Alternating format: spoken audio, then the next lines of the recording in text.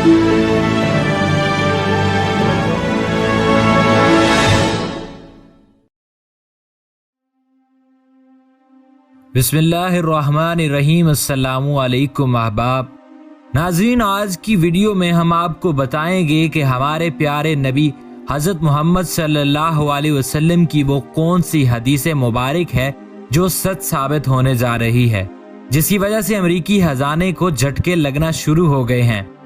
इसके अलावा हम आपको ये भी बताएंगे कि बहुत से ममालिक ने अपने सोने को अमेरिका में रखा हुआ था, जो अब अमेरिका से वापस जाना शुरू हो गया है। हर तरफ से अमेरिका के ऊपर खतरे के बादल मंडरा रहे हैं और हमारे नबी हजरत मोहम्मद सल्लल्लाहु अलैहि वसल्लम की पेशिन गोइयां सच साबित हो रही हैं। मगर वीडियो को शुरू करने से पहले हम नए आने वाले साथियों से दरखास्त करेंगे कि चैनल को सब्सक्राइब करते हुए साथ मौजूद घंटी की अलामत को भी दबा दें, ताकि आपको हमारी आने वाली वीडियोस तवातुर के साथ मिलती रहें। नाज़रीन, इस चैनल पर हमारी कोशिश होती है कि आपको वो तमाम बातें बताई जाएं जिनका जिक्र ना तो बिकाऊ मीडिया करता है और ना ही सोशल मीडिया। इसके अलावा हमारी कोशिश होती है कि रोजमर्रा की जिंदगी में पेश आने वाले मसाइल और उनका हल आपको बताएं।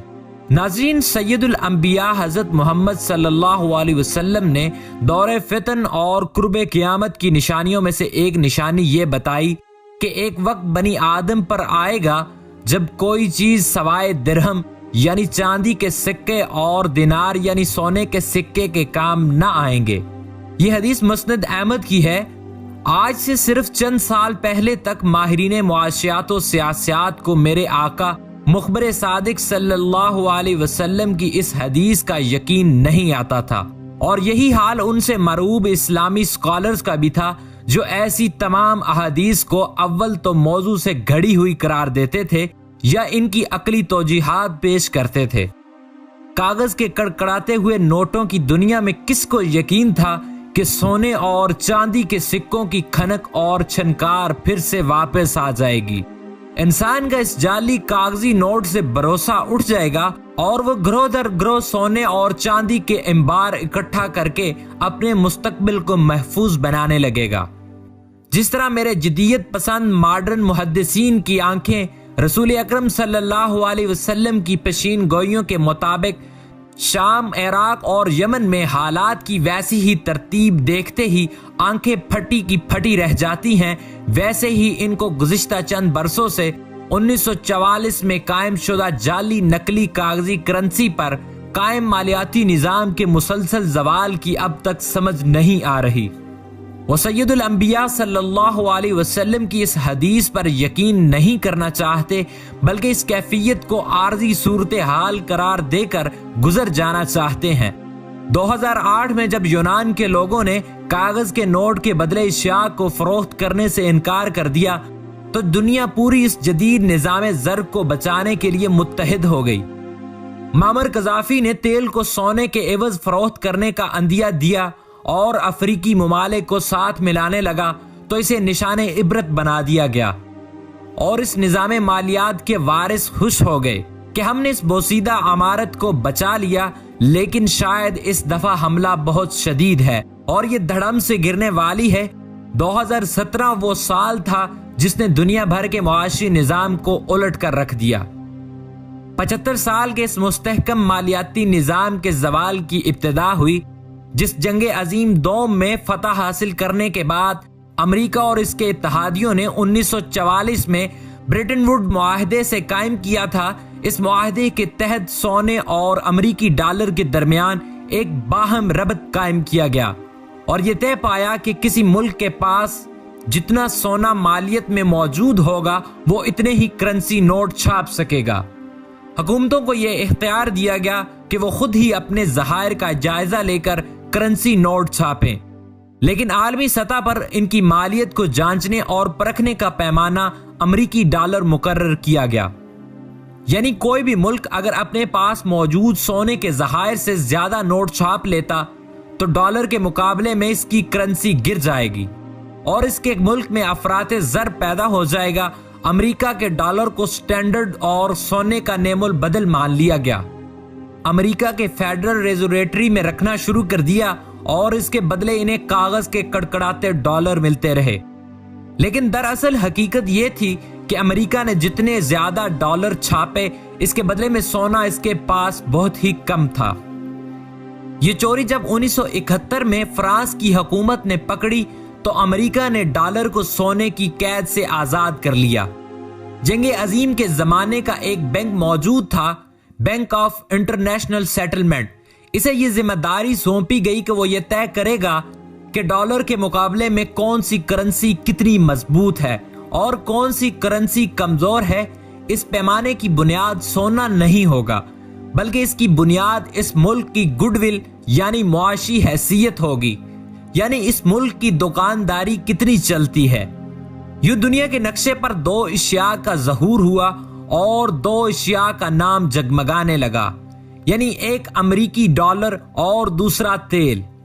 امریکہ دنیا میں تیل کا سب سے بڑا خریدار تھا اور سعودی عرب دنیا میں سب سے بڑا تیل پیدا کرنے والا ملک تھا۔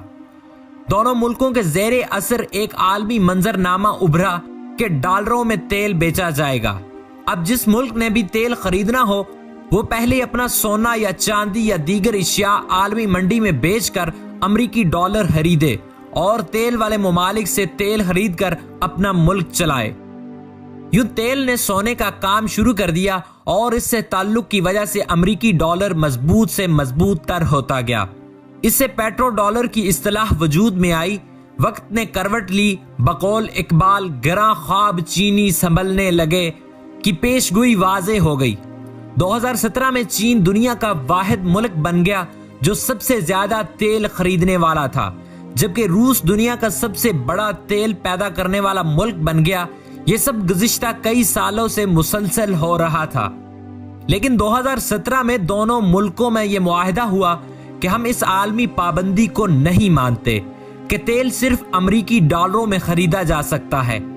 ہنری کسنجر کا پیٹرو ڈالر سائبیریا کی ریت اور صحرائے گوبی کی ریت میں ہوا بن کر اڑنے لگا۔ چین اور روس نے طے کیا کہ ہم ایک دوسرے کے ساتھ سونے میں تجارت کریں گے۔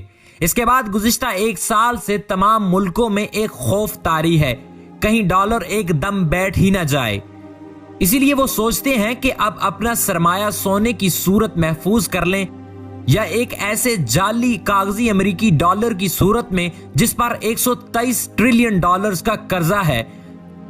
ہنگری نے 3 ٹن سونا اکٹھا کیا جس کی مالیت 130 ملین امریکی ڈالر تھی۔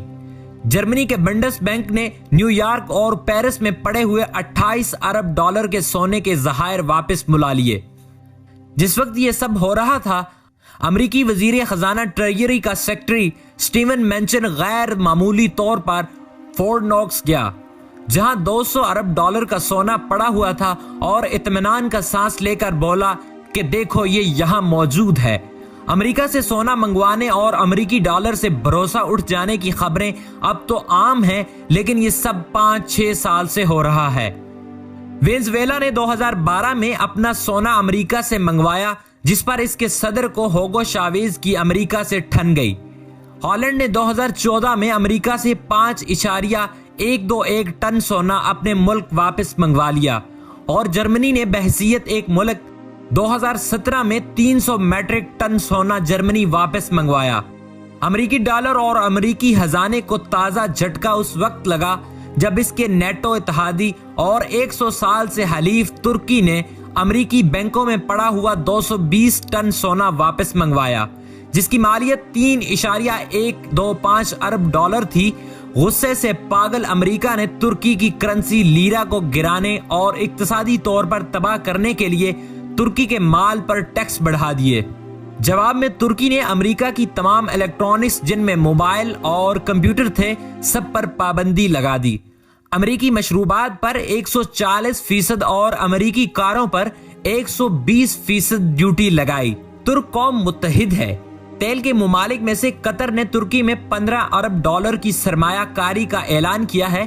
1944 کے بریٹن ووڈ معاہدے سے جنم لینے والے عالمی مالیاتی نظام کے سب سے بڑے ہتھیار جعلی کاغذی کرنسی کے زوال کا وقت آ گیا ہے۔